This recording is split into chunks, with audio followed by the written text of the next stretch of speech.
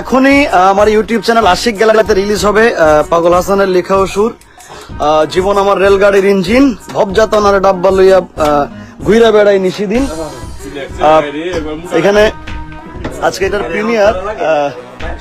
Premier উপলক্ষে পাগল হাসান আমার বাড়িতে এসছে, আমার স্টুডিওতে। থ্যাংক ইউ পাগল, অসংখ্য ধন্যবাদ। আপনারা সবে না শুদ্ধ ভাষা আপনারা সবাই আশিক গ্যালারিতে ইউটিউবে সার্চ দিয়ে জীবন আমার রেলগাড়ির ইঞ্জিন গানটা শুনবেন। আশা করি সুখী অসুখী সবার ভালো লাগবে ইনশাআল্লাহ। কিছু কই ভাই রেলগাড়ির ইঞ্জিন তো মানে এই গানটা মানে আমি যদি আমার ব্যক্তিগত অভিমত শেয়ার করি, বর্তমান প্রজন্মের যারা আগের 100 বছর আগের যারা বাউল সাধক ছিলেন, হ্যাঁ, ওনাদের সাথে যদি হাসান ভাইয়ের যদিও মিলানো ঠিক না, কিন্তু দুর্দান্ত সত্যি কথা। আমি আশিক ভাইয়ের বলছি যে এমন মানুষ আর মানে বর্তমান সময়ে নাই। বেশি প্রশংসা করে না, সত্যি হনেস্টলি গানটা সবাই শেয়ার দিবে। আচ্ছা, আমার বড় ভাই এখানে আছে, শিবন ভাই, কিছু কইন একটু গানটা সম্পর্কে বল। গানটা যে আমি গাইতে বেশি লাজুক মানুষ শিবন ভাই। এই জাহিদ কিছু কও। সম্মানিত আমার ভাই ও বোনেরা, আসলে এই গানটি আপনারা যদি শুনেন আশা করি কেউ বলতে পারবেন না যে ভালো লাগে নাই।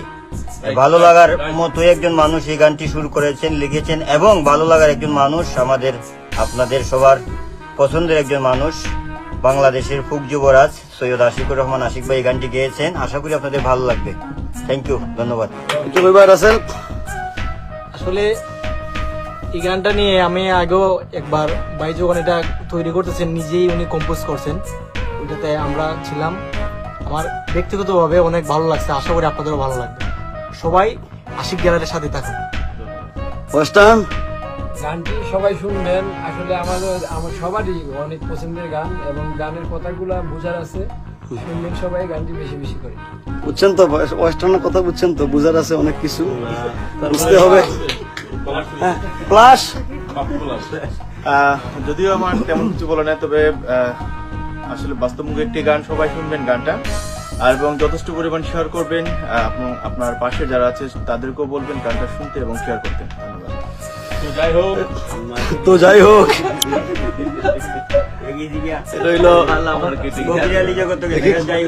আস্তে তো যাই হোক, এটা আমাদের পোস্টার জীবন আমার রেলগাড়ির ইঞ্জিন। পাগলের গান কবে গাইছিলাম রে লাস্ট? 2008 সালে, 14 বছর আগে। আমার আগে কেউ গাইছি না, আমার আগে কেউ গাইছি মনে হয় না। কোন আশা? কোন গান বে? আমার আগে, আমার অ্যালবামের আগে সর্বনাশ করছে। 2008 সালে আমার প্রথম অ্যালবামটি রিলিজ হয়, সোনা বন্ধুর গান। যে অ্যালবামের গান ছিল আইজামরে আনিয়া দেউর, আসমানের টান, মন মজালে ওরে বাউলা গান, আজকে নরে প্রাণের সুবল, বন্ধুর কি পাবো সুখী গো। ওই অ্যালবামে পাগল হাসানের দুটো গান ছিল, একটা হচ্ছে ও পাখিরে কে দিল রে তোর পায়ে শিকল, আরেকটা গান ছিল মইরা গেলে প্রেমের মানুষ, প্রেমের দাফন হয় বুকে, প্রেমের মরা মরলেও মরে প্রেম সুখী। তখন চমৎকার এই দুটি গান খুব প্রশংসিত হয়েছিল। আর আজকের যে গানটি সেটা তো আরো ম্যাচিউরড, আরো চমৎকার জীবনমুখী গানের যা যা আমরা বলি, সাত যা চাই আমরা, সেই গানগুলো আছে।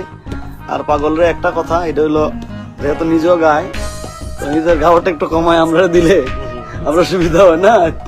এই কথা দে আজকে না, অবশ্যই যেহেতু গিরিজ লাগিয়া বিয়ারিং আবার ঘুরছে, জাম লাগছে কোন দিন কাগজ জাম লাগে গেছি, তো অভিমানের জাম আছে, অভিমানের জাম। আশা করি এখন চলবো কন্টিনিউ। আপনারা আমার ডুয়েট গান দিতে হবে, এটা হোক অনলাইন হোক না, অনলাইনে লেখো তা দেওয়া যাইতেন, তার মার ঠিক থাকে না।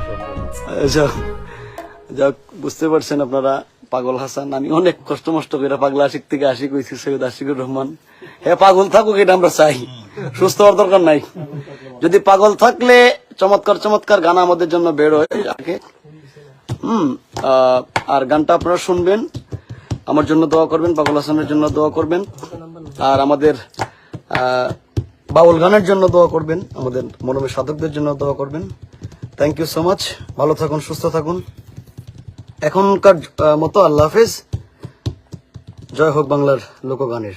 জয় বাংলা।